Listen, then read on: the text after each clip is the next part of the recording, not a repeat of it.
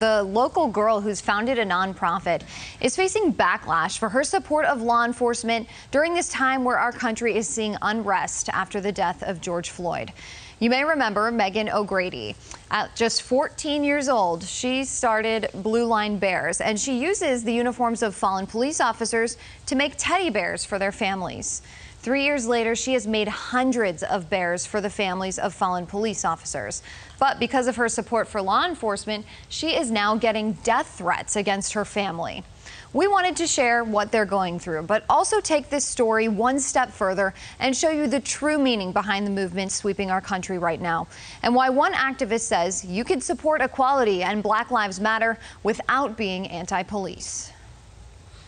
The eyes and nose are buttons. For the last 3 years, 17-year-old Megan O'Grady says her nonprofit, Blue Line Bears, has had one mission: to help the families of fallen police officers by making teddy bears out of the uniform shirts of the fallen officer to give to the kids. Everything's made out of his uniform shirt. From the Republic of Malta in Europe to Hawaii to right here in Southwest Florida, more than 700 bears have made their way all across the world. You can see just by looking inside their home, Blue Line Bears is Megan's passion. And she posted about that passion on Facebook after the death of George Floyd and the unrest seen across the country. Megan's dad is also a master sergeant with the Cape Coral Police Department. So in her post, she mentioned her support of police. That's when comments and messages started pouring in. It's heartbreaking, reading stuff about, wanting my dad to be killed. I hope your dad gets shot in the face, and then, you all deserve to die, stuff like that. Some of it even coming from her own classmates. I'm glad that he's not on patrol anymore. Let's start with your license. But God forbid someone finds us and actually goes through with it, and I don't think they would.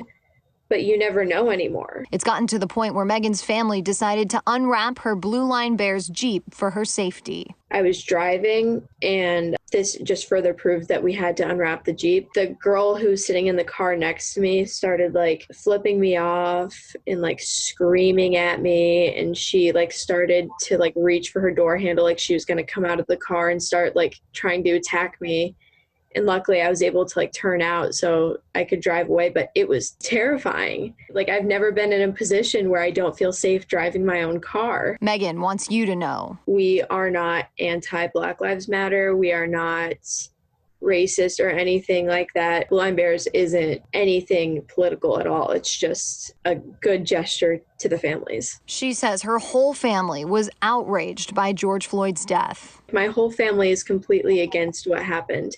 It hurts us because it's putting my dad in a position where it makes him look like a bad person when he's not. And so we hate it. We hate what happened. So here at Fox 4, we wanted to take this story a step further and educate. So many people believe being part of the Black Lives Matter movement means you are automatically anti-police or opposed to organizations like Blue Line Bears. But I talked to a community activist within the movement who says that's just not the case.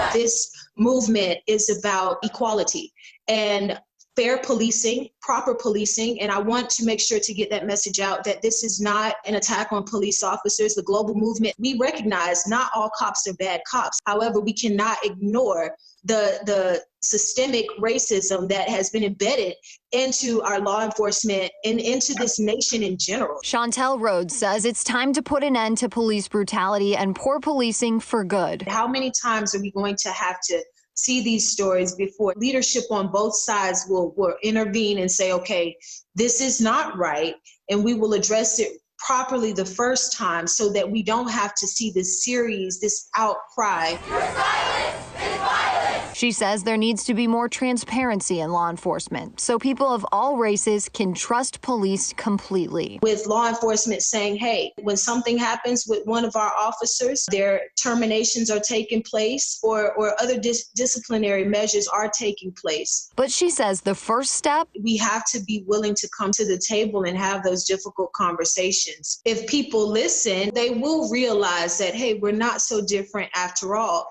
You can care about Black lives and racism in this country and poor policing, and also be in support of police officers who are doing their job, who are serving our communities, who are giving it all that they have. And she says just as you can support both sides, You need to also hold both groups accountable. People have to be accountable for their actions, absolutely. We do see that, but also law enforcement has to be accountable too.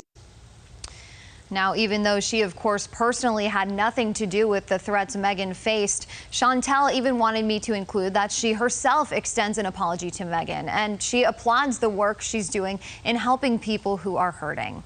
Chantel also has been meeting with the Lee County Sheriff to talk about ways to increase transparency and take steps toward policy change within the department.